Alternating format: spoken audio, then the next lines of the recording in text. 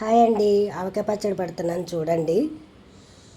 4 లోటాలు మామిడికాయ ముక్కలండి.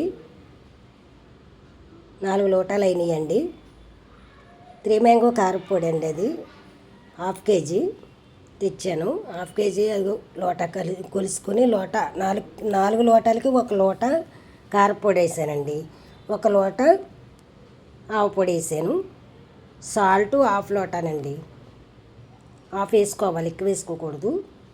కావాలితే మళ్ళీ వేసుకోవచ్చు. వెల్లుల్లిపాయలు 1/2 కిలో పొలిసినవి. మెంతులండి ఇప్పుడు వేసాను. అవన్నీ ఈ విధంగా కలుపుకోవాలండి. కలుపుకొని ఆ మామిడికాయ ముక్కల్లో వేసుకొని కలపాలి. మొత్తం కలిసేటట్టు వేసుకొని పల్లి ఆయిల్ అండి, లీటర్ తెచ్చాను. లీటరు వేసేసుకుంటున్నాను. కొంచెం కొంచెం వేసుకొని కలుపుకొని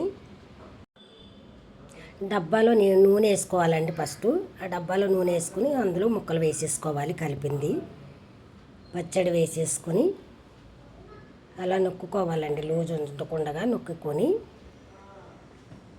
సరి చేసుకొని ఆ పైన కొంచెం ఆయిల్ కూడా వేసేసుకోవాలి.